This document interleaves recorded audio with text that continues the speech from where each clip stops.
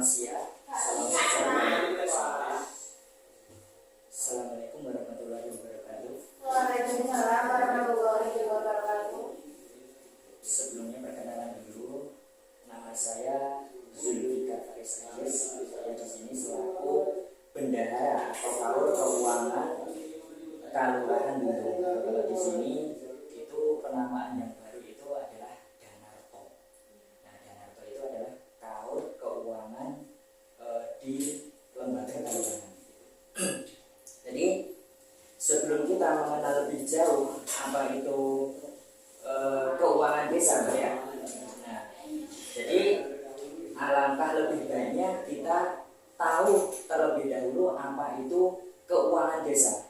Jadi keuangan desa itu kalau dijabarkan atau diartikan itu adalah semua hak dan kewajiban yang dapat dinilai dengan uang serta segala sesuatu berupa uang dan barang yang berhubungan dengan hak dan kewajiban desa. Nah, itu arti dari keuangan desa. Nah, kemudian kita juga harus tahu bagaimana pengelolaan keuangan desa. Jadi pengelolaan keuangan desa itu keseluruhan kegiatan yang meliputi. Nah, jadi pengelolaan keuangan desa itu keseluruhan kegiatan yang meliputi pertama itu perencanaan, yang kedua pelaksanaan, yang ketiga penata usahaan, yang kelima, yang keempat pelaporan, kemudian yang kelima adalah pertanggungjawaban. Ini yang kelima. Nah, kemudian sebelum kita masuk ke administrasi keuangan desa, maka kita harus lebih tahu dahulu apa itu anggaran pendapatan dan belanja desa atau yang disebut di sini itu APBK.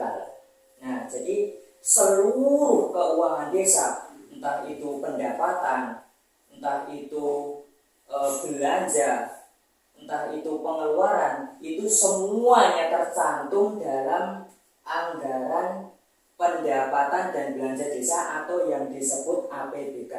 Nah, ini yang disebut APBK ini seperti ini. Adik-adik bisa dilihat dulu, bisa dipegang, bisa dibuka-buka apa itu APBK.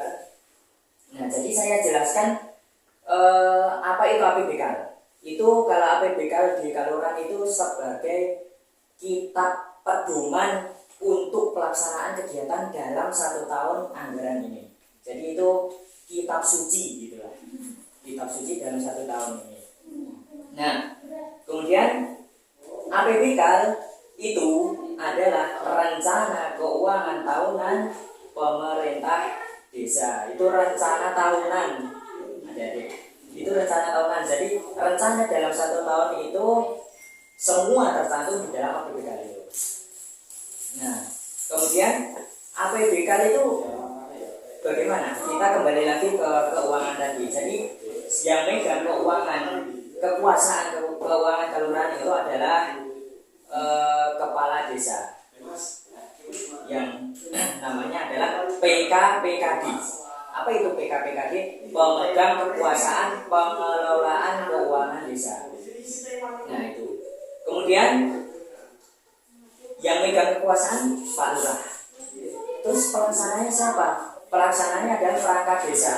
Perangkat desa seperti Kaur, Kasih, Care, kemudian Bapak Duko. Itu adalah pelaksana pengelolaan keuangan desa yang namanya PPKD. Itu perangkat desa. Dan semua itu dikoordinatori oleh Care. Maka di sini Care itu berkedudukan selaku koordinator pengelolaan keuangan desa. Atau Care itu sekretaris desa. Tahu kan?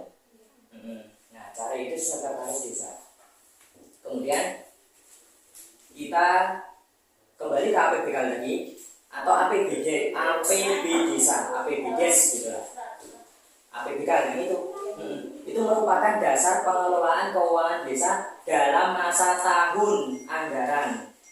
Jadi kalau tahun 2022 ini maka APBK itu berlaku mulai tanggal 1 Januari sampai dengan tanggal 31 Desember tahun 2022. Nah, adik-adik, terus kita langsung menuju ke isi dari APBK itu.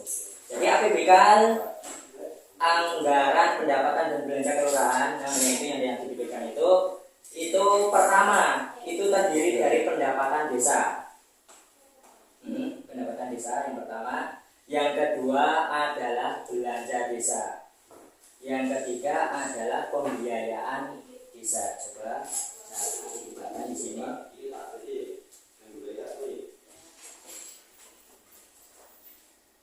Nah, jadi yang ini itu pendapatannya. Itu pendapatan desa. Kemudian setelahnya itu adalah belanjanya.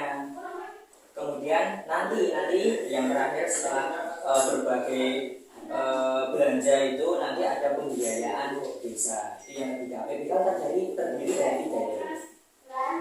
Kemudian kita bahas yang satu dulu, pendapatan desa. Nah, kita yang dulu. Jadi pendapatan desa itu terdiri dari 3 pendapatan desa dalam 1 tahun ini. Yang pertama itu adalah pendapatan asli desa atau yang dikatakan PAD. Kemudian yang kedua adalah pendapatan transfer. Kemudian yang ketiga itu pendapatan lain-lain. Kemudian teman-teman, kita membahas dulu yang pendapatan asli desa. Pendapatan asli desa itu, jadi pendapatan asli benar-benar desa itu punya pendapatan asli murni, itu pendapatannya desa. Apa itu? Yang pertama ada hasil usaha. Nah, hasil usaha itu semisal desa mempunyai supermarket atau istilahnya warung atau apa gitu, itu usahanya desa. Nah, hasilnya itu dinamakan hasil atau pendapatan asli desa itu. Kemudian hasil aset, semisal hasil aset itu desa punya tanah, kemudian ada yang menyewa, masuk, ada yang menyewa itu, ada yang bayar. Nah, itu menjadi hasil aset, itu menjadi pendapatan asli desa. Kemudian yang setelahnya itu ada swadaya, ada partisipasi, ada gotong royong. Jadi swadaya itu semisal ada pengusaha, ada orang kaya ingin nyumbang ke desa, nih aku kasih 10 juta untuk modal desa atau untuk membangun gedung, kasih desa 10 juta. Nah, itu juga dinamakan pendapatan asli desa. Itu yang dinamakan dengan swadaya masyarakat. Jadi masyarakat itu ikut berpartisipasi dalam pembiayaan kelurahan, pembiayaan desa. Nah, kemudian ada juga kemudian yang kedua kelompok pendapatan desa tadi itu ya. Yang kedua itu ada kelompok transfer. Ya, yang pertama tadi kan pendapatan asli desa PAD. Kemudian yang kedua itu transfer. Nah, jadi apa itu transfer? Desa ini punya rekening. Rekeningnya itu diisi. Ada yang mengisi lewat transfer. Jadi dana yang lewat transfer itu apa aja? Yang pertama adalah dana desa. Dana desa. Yang kedua, bagian dari hasil pajak daerah dan retribusi daerah kepada desa atau yang dinamakan PBH. Kemudian yang ketiga adalah ADD, alokasi dana desa. Kemudian yang keempat itu ada BKK, bantuan keuangan khusus provinsi atau DIY. Kemudian yang kelima adalah BKK kabupaten atau bantuan keuangan khusus Kabupaten Gunung Kidul. Jadi kelima itu adalah pendapatan desa melalui transfer. Jadi dari atas, dari kabupaten itu transfer dari provinsi itu transfer, dari negara itu transfer ke rekening desa, maka itu yang dinamakan kelompok transfer. Transfer pendapatan desa tadi yang melalui transfer. Itu dia kelima ini. Kemudian kelompok pendapatan lain. Nah, jadi yang pertama tadi PAD, pendapatan hasil desa, yang kedua pendapatannya melalui transfer, kemudian yang ketiga ini itu adalah kelompok pendapatan lain-lain. Jadi apa pendapatan lain-lain itu? Pendapatan lain-lain adalah satu, itu penerimaan dari hasil kerjasama desa. Jadi kerjasama desa itu semisal ini kelurahan Gunung, ini kerjasama dengan pengusaha. Jadi kerjasama dalam proyek atau kerjasama dalam jual beli, semisal dalam jual beli barang, itu kerjasama dengan pengusaha atau kerjasama dengan kelurahan lain. Nah, itu kemudian nanti hasilnya masuk ke desa atau pendapatannya nanti masuk ke desa, itukah yang dinamakan pendapatan lain-lain. Nah, itu. Kemudian yang kedua itu kelompok pendapatan lain-lain tadi ada penerimaan dari bantuan perusahaan yang berlokasi di desa. Ini juga ini semisal bantuan dari perusahaan yang ada di desa ini pengen membantu desa, kasih 100 juta. Nah, itu menjadi pendapatan lain-lain. Kemudian penerimaan dari hibah dan sumbangan dari pihak ketiga. Jadi dari pihak ketiga itu semisal contoh ada masyarakat pengen nyumbang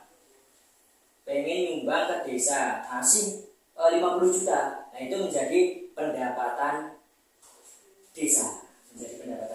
Jadi aku ulangi, pendapatan desa tadi terdiri dari pendapatan asli desa, yang kedua pendapatan dari melalui transfer, yang ketiga pendapatan lain-lain. Itu pendapatan desa. Tuh. Kemudian setelah kita membahas pendapatan, kita membahas di sini kita membahas belanja. Setelah semua uang itu masuk dalam 1 tahun ini, itu kita ada belanja desa. Itu belanja desa. Jadi belanja desa itu terdiri dari apa? Satu, penyelenggaraan pemerintahan desa. Jadi itu belanjanya itu untuk penyelenggaraan pemerintahan desa. Yang kedua, itu untuk pelaksanaan pembangunan desa. Itu maksudnya belanja itu di situ di dalamnya nanti ada jenisnya, itu ada belanja barang dan jasa, ada belanja sewa, ada belanja apa gitu. Jadi ini aku jelaskan secara global dulu klasifikasinya belanja desa. Jadi pertama penyelenggaraan pemerintah desa. Yang kedua pelaksanaan pembangunan desa. Yang ketiga pembinaan kemasyarakatan desa. Yang keempat pemberdayaan masyarakat desa. Kemudian yang kelima penanggulangan bencana keadaan darurat dan mendesak desa. Itu klasifikasi belanja desa. Makanya di sini tertulis pertama nih penyelenggaraan bidang penyelenggaraan pemerintahan desa. Itu bidang yang pertama. Kemudian nanti ada bidang lagi, coba cari yang berbaris seperti tadi. Ini bidang pelaksanaan pembangunan desa. Nah, itu belanja itu bidang. Bidangnya tadi ada 5 dan seterusnya kalau ini sampai 5 bidang tadi.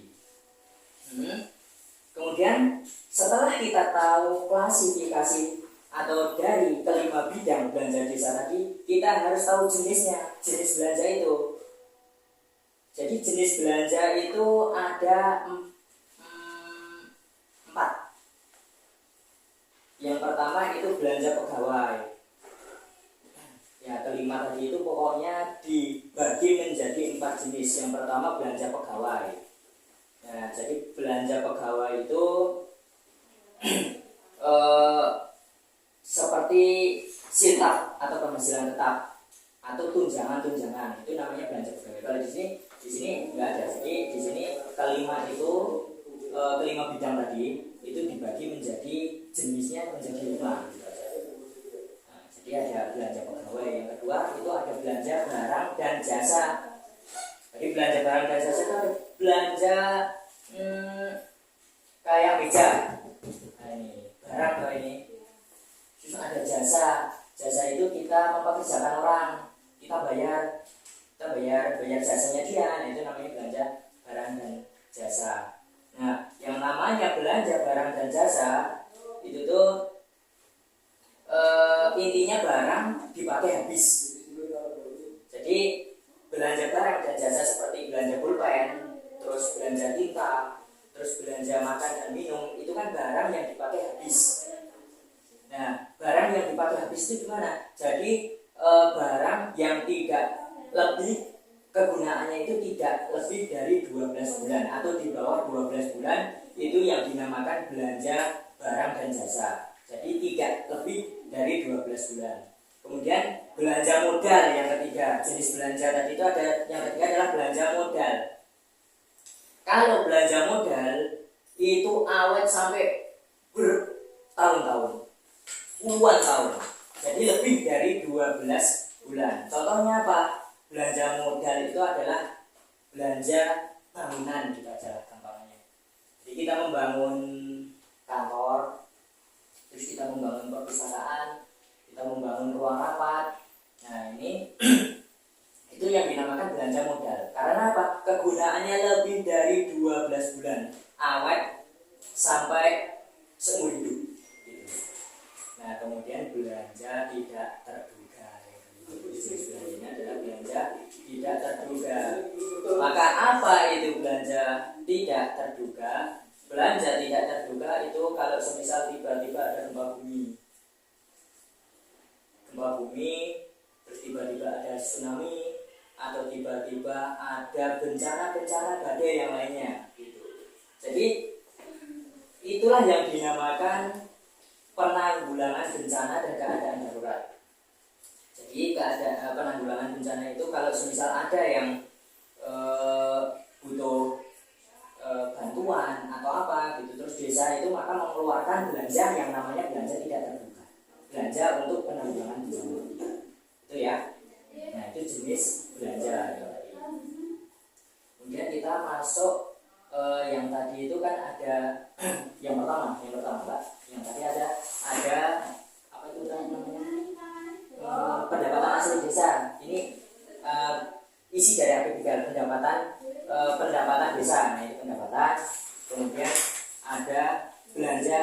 Kemudian isi yang terakhir itu ada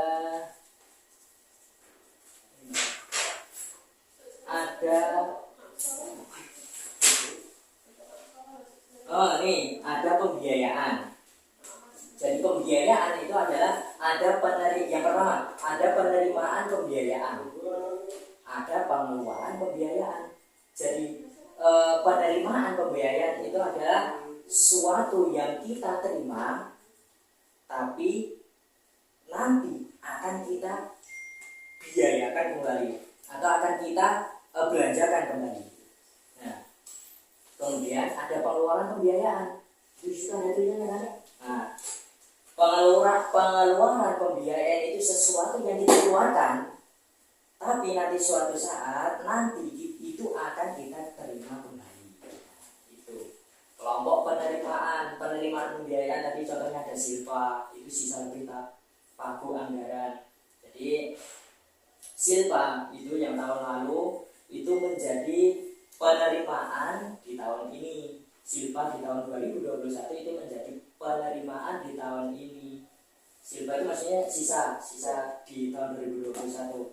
Tapi sisa itu menjadi penerimaan, tapi di tahun ini akan kita belanjakan. Ya, jadi istilahnya itu penerimaan kita terima, tapi nanti kita keluarkan lagi. Itulah yang dinamakan penerimaan.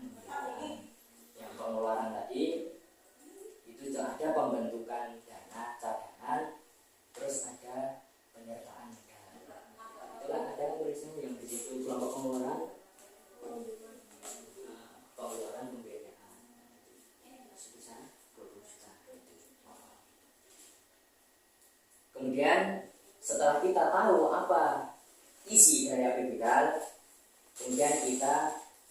kita membahas pengelolaannya. Gimana tuh caranya mengelola ini? Maka kita bahas sekarang.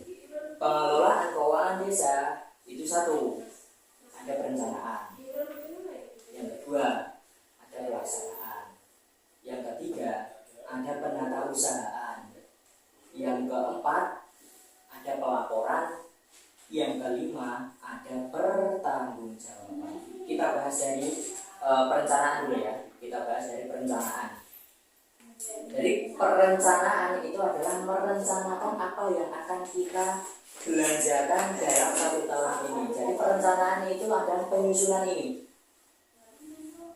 Penyusunan ini akhir tahun 2021 kemarin itu sudah mulai menyusun ini. Itu kan yang namanya perencanaan.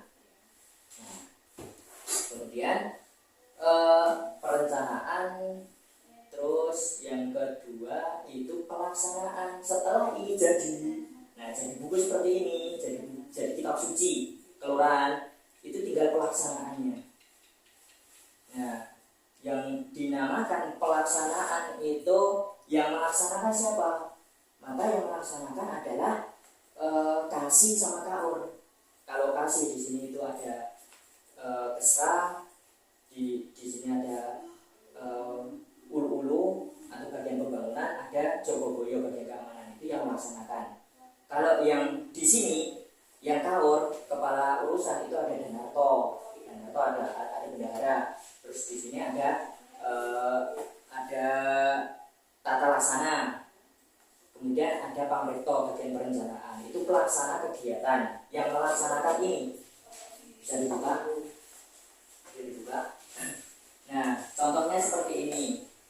Ini Pak Sugiatno ini selaku Jogoboyo. Jadi yang mempunyai tanggung jawab melaksanakan kegiatan ini. Yang tanda tangan di sini siapa? Pak Jogoboyo. Yang di sini siapa? Dwi Gustin ini ibu tata laksana. Ini yang bertanggung jawab melaksanakan kegiatan yang ada di sini. Gitu. Nah, itu yang dinamakan pelaksanaan. Kemudian setelah pelaksanaan itu ada penatausahaan. Nah, setelah semua yang di sini dibelanjakan, gitu kan, nggak mungkin cuma dibiarkan cuma-cuma, duitnya keluar cuma-cuma. Itu enggak. Itu di situ ada penatausahaan. Di situ pengeluarannya apa dicatat. Yang nyatat siapa? Yang nyatat adalah bendahara. Itu saya selaku bendahara itu yang mencatat semua pengeluaran, semua pajak itu bendahara itu yang mencatat. Nanti yang melakukan penatausahaan di sini adalah itu bendahara desa. Kemudian setelah semua ini dilaksanakan, setelah semua ini dicatat, itu ada pelaporan. Pelaporan itu dibagi menjadi 2, semester pertama dan semester kedua. Jadi pelaporan itu terdiri dari laporan pelaksanaan ini dan laporan realisasi kegiatan. Jadi laporan realisasi di sini ada kegiatan apa, realisasinya bagaimana, itu yang dilaporkan. Kemudian yang terakhir ini adalah pertanggungjawaban. Jadi semua kegiatan sudah dilaksanakan, sudah ditata usahakan, sudah dilaporkan, tinggal bagaimana pemerintah kelurahan itu bertanggung jawab atas semua kegiatan yang ada di APBK ini. Jadi pertanggungjawaban itu dilaporkan setiap akhir tahun. Jadi akhir tahun ini sudah selesai, dilaksanakan semua, disitulah ada pelaporan. Nah, laporannya itu bagaimana? Laporan pertanggungjawaban itu. Maka yang pertama itu ada pelaporan keuangan.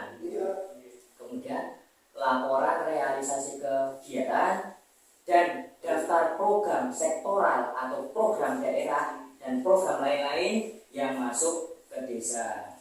Jadi ada program-program yang lain dari sektoral, dari program daerah itu yang dilaporkan setiap tahunnya. Jadi aku ulangi yang